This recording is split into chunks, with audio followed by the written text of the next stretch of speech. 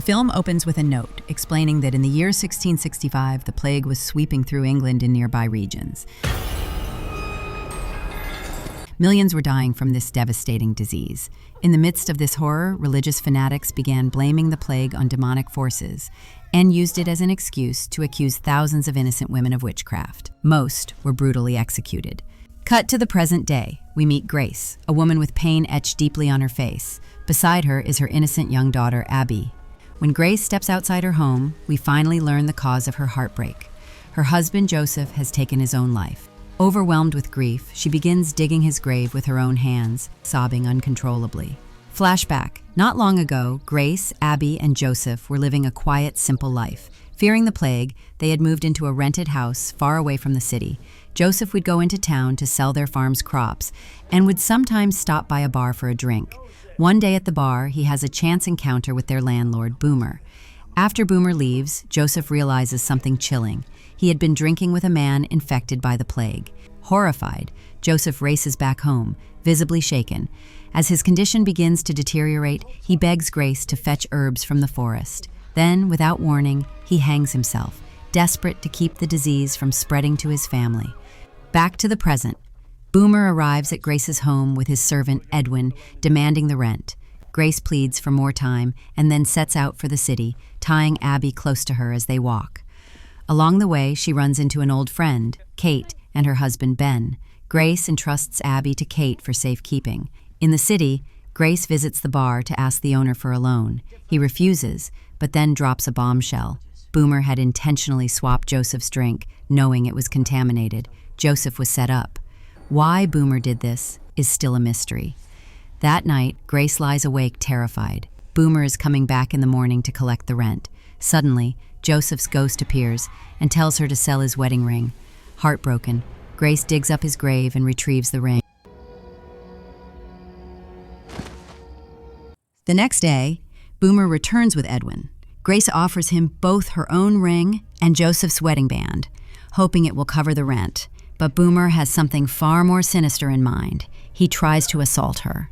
Grace fights back. She burns his hand with a red-hot iron rod and forces him out at gunpoint. Boomer stumbles away, vowing revenge. "You'll pay for this, I swear it." Alone, Grace talks to Joseph's spirit, revealing the trauma of her past. How as a child she watched her mother get captured by a notorious witch hunter named Moorcroft.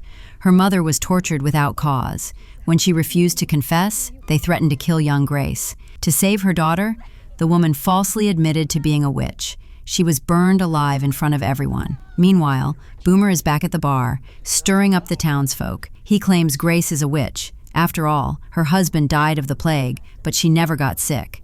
And when he went to collect rent, she attacked him. The drunken crowd, already on edge after recently executing a woman named Molly for witchcraft, turns against Grace. Molly had been Grace's friend. The mob turns to the witch hunters. At home, Grace is putting Abby to bed when masked intruders break in. She rushes upstairs to hide, but they set the house on fire. Grace barely escapes, only to be captured by Boomer. They take Abby and throw Grace in jail. Elsewhere, Kate confronts Ben. "Why would you betray Grace? She's not a witch." Ben slaps her and says coldly, "If I hadn't sided with Boomer, we'd be next." In jail, Grace meets a teenage orphan named Astrid, imprisoned for stealing food. Astrid warns her, "They'll torture you until you confess, and once you do, they'll kill you. Don't give up." The next morning, Grace is dragged into the town square and tied to a post. She's whipped across her back, blood soaking through her dress, but not a single tear falls. Her tormentors call it a day, for now. Later, Boomer tells Edwin that Moorcroft is personally coming to torture Grace. If she'd just given in back then, Boomer sneers, none of this would be happening. Grace glares at him through the cell bars. "I'd rather die than give in to you." That night, Grace pleads with Edwin to find Abby. Moved, Edwin sneaks out to search for the girl. As soon as he's gone, Boomer returns, this time with Moorcroft and his assistant, Leonora. Moorcroft leans in. "Tomorrow, your hell begins." Later that night, Grace dreams she's being hunted by the devil. She begs God for help, and suddenly, her mother appears in the vision. "Don't forget who you are," her mother says. "Fight." At dawn, a guard throws water on Grace to wake her. Moorcroft orders Leonora to inspect her for signs of witchcraft. Leonora rips her clothes and examines her body. Eventually, she points to an old scar on Grace's neck. Moorcroft nods with satisfaction. The devil's mark. The torture will now begin, until she confesses to being a witch. Grace is imprisoned in the same horrific condition. A while later, Edwin shows up and tells her that Boomer has locked Abby up with a nurse. Hearing this, Grace firmly declares that Abby must be rescued. She can't stay in Boomer's hands any longer. She pleads with Edwin to save her. But before he can respond, guards arrive and he's forced to leave. The next day, Grace is tied to a wooden post for torture. Moorcroft appears with his assistant, Leonora, and begins punishing Grace in a fit of rage. But despite the unbearable pain, Grace remains silent and endures it. That night, she's thrown back into her cell. During this time, Leonora tells Moorcroft that she doesn't believe Grace is a witch. Moorcroft coldly replies, if she truly isn't, then God will save her, just like he saved you. We learn that Moorcroft had once accused Leonora of being a witch and tried to burn her, but she survived when it suddenly started to rain. Later, Leonora visits Grace and tells her, just admit you're a witch. If you are, then God will save you. It becomes clear that Moorcroft has completely brainwashed her, but Grace urges Leonora to leave that place. The next day, Grace is once again tied to the wooden post. Moorcroft gives her one last chance to confess, but Grace, unwavering, says she isn't weak like her mother. She won't lie just to survive. Moorcroft then reveals a terrifying device. With the push of a button, sharp blades pop out. He inserts it into Grace's private parts and she screams in agony, but still refuses to lie. Everyone there is stunned. No ordinary person could endure such inhuman torture. Moorcroft declares her a witch, saying no human could have survived that. He then announces that both Grace and Abby will be burned alive the next day.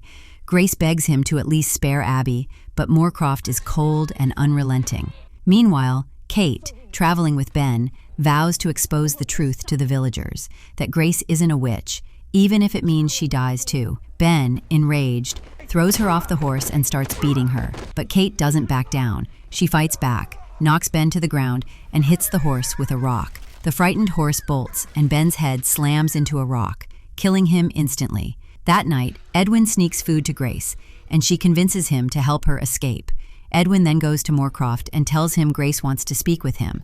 Curious, Moorcroft orders her to be cleaned up and brought to him. Grace is reunited with Abby, and her face lights up at the sight of her. Edwin soon arrives with a bottle of wine, secretly poisoned.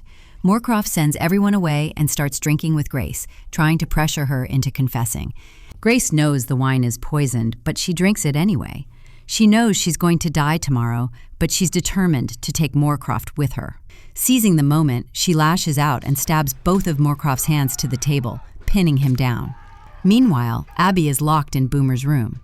A drunk Boomer stumbles in and passes out. Edwin sneaks in and tries to rescue her, but she starts crying. Before Boomer can react, Edwin knocks him out cold. At the same time, Leonora attacks Grace.